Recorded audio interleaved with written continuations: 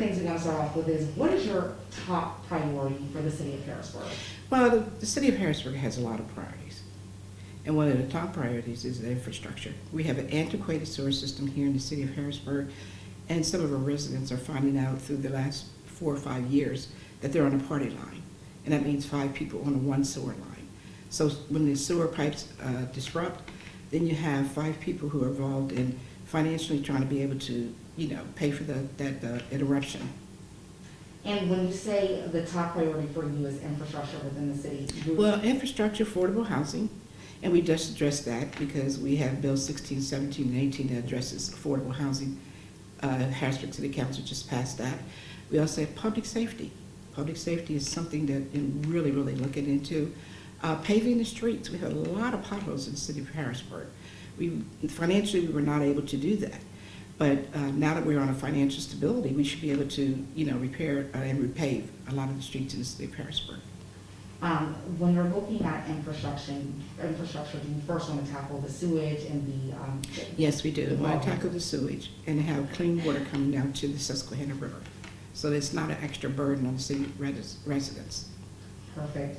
When we look at Harrisburg and we think about making it more equitable for those who are struggling, what is your plan for residents who are? Well, we've already started, trying to assist the residents of the city of Harrisburg by having the rental assistance program that we filtered out into the neighborhoods.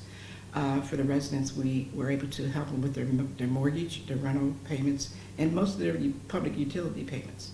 So what is your future plan to make Harrisburg? Well, the future plan is to try to utilize some of the monies that's coming from the Biden administration. I know it's really set in stone what we can do with that stimulus money, the money that's coming, not the stimulus, I'm sorry, the money that's coming from the federal government. But we really want to help the residents additionally to be financially stable.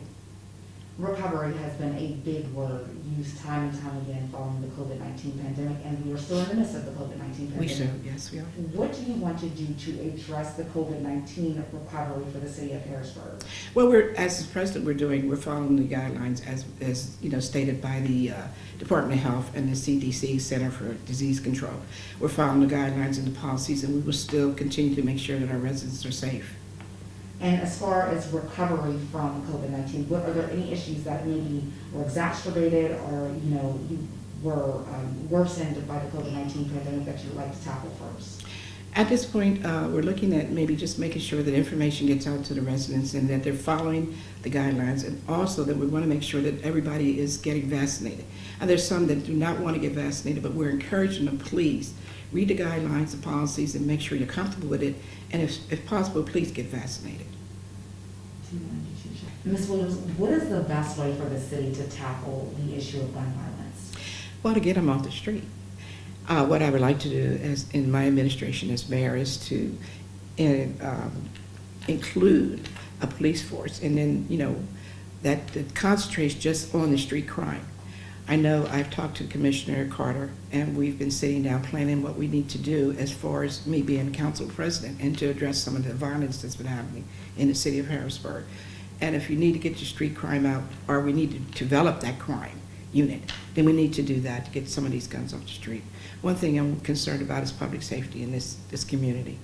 And what I need to look at it doing as the administration, as a mayor, is to look at utilizing different surrounding police communities and to enforce getting the police, getting the guns off the street. I'm sorry. Can I do that over? I was going to say. Let's do that over. No, I was going to say that. I was going to. Let me do that over, please. Ms. Williams, what is the best way for the city to address the issue of gun violence? Well, I'm working with Commissioner Carter, and we're looking at development plans, how we can combat this gun violence. One of the things that I wanted to do is use the surrounding community police forces to come into the city of Harrisburg and try to combat the gun violence that we have in the city of Harrisburg. Also to include more police on the force. We have a complement down, I think, about 30, 40, so we need to make sure that we try to get out there and try to recruit more police officers in the city so that we can have them walking and patrolling and find out where the issues are. And also using the community service aids that we Harrisburg Council just approved, and using those to talk to communities and finding out where issues lie in the city, where the gun violence is higher. But we need to really combat that and get all the guns off the street. And as far as recruiting, would it be a different approach in recruiting new officers? Well, Commissioner Carter has a different approach. We've developed that a year ago to try to recruit officers for the city of Harrisburg. And then additionally, what do you think needs to be done to help younger people, basically younger people thrive in the city? Well, including more activities for them on a daily basis, not just have activities during certain periods of the year, but make sure that we have activities that continues to keep them, occupied.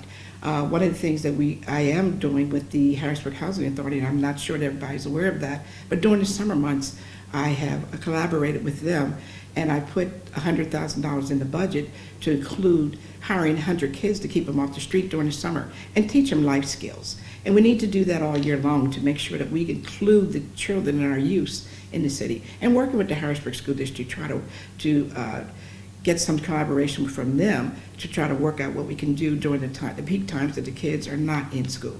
As holding landlords accountable and also holding the owners of property that come during tax period time and buy these properties, and nobody's holding them accountable.